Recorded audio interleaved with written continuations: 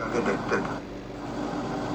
And so the evangelical call for some sort of spiritual warfare against evil, used as an excuse for what is clearly a case from their own theological point of view of demonic possession, sitting in the White House trashing our country, leaving us friendless in a world where we need friends, sucking up to Vladimir Putin and changing sides in the war that we had supported Ukraine in their fight for freedom against Russia, of sucking up to the Chinese now and saying that our only disagreement with them is over trade agreements and not the Chinese government hacking into American systems, stealing our industrial secrets, preparing for a war which we will lose. Trump, who has weakened our country in every single way,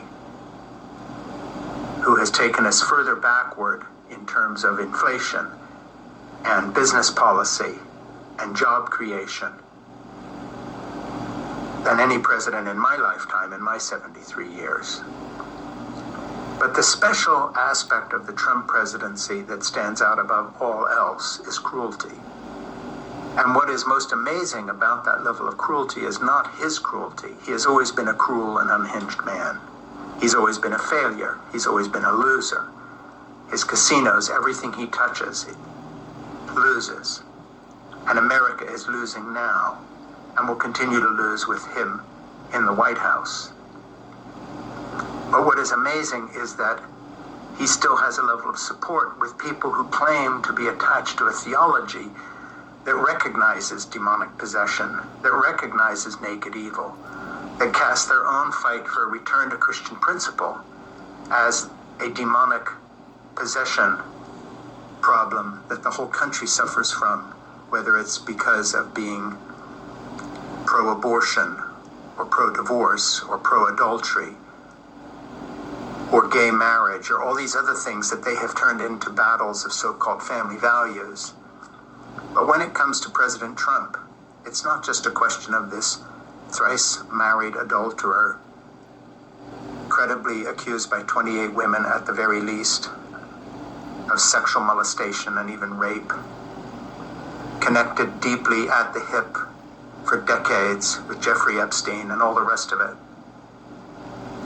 The biggest item that stands out, where everything he is, does, and says contradicts the spirit of the gospel, is his cruelty.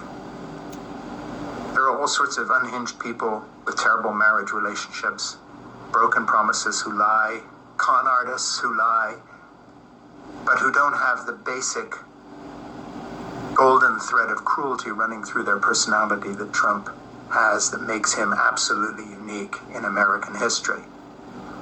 To the point where there's not even a pretense of hypocrisy to pretend that he's anything different than a cruel, angry, vicious man. And again, the story here is not his cruelty. It's that this is not called out by people who still march to the beat of his deadly death march drum. The cruelty of the Trump administration is what marks it as unique in history, above all else.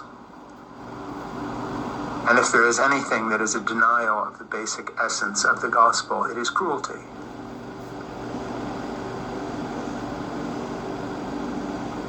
My name is Frank Schaefer.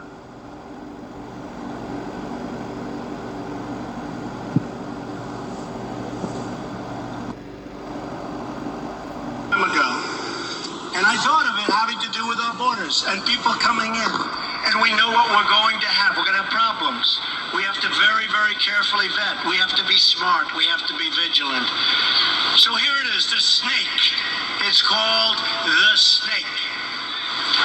On her way to work one morning, down the path along the lake, a tender-hearted woman saw a poor, half-frozen snake. His pretty-colored skin had been all frosted with the dew. Poor thing, she cried, I'll take you in, and I'll take care of you. The border. Take me in, oh tender woman. Take me in, for heaven's sake. Take me in. tender woman, sighed the vicious snake. She wrapped him up all cozy in a comforter of silk and laid him by her fireside with some honey and some milk. She hurried home from work that night, and as soon as she arrived, she found that pretty snake she'd taken in had been revived. Take me in, O tender woman. Take me in, for heaven's sake. Take me in, O tender woman, sighed that vicious snake. She clutched him to her bosom. You're so beautiful, she cried. But if I hadn't brought you in by now, oh heavens, you would have died. She stroked his pretty skin again and kissed him and held him tight. But instead of saying thank you, that snake gave her a vicious bite. Take me in, O tender woman. Take me in, for heaven's sake. Take me in, O tender woman, sighed the vicious snake. I have saved you, cried the woman, and you've bitten me, heavens, why? You know your bite is poisonous, and now I'm going to die. Oh, shut up, silly woman, said the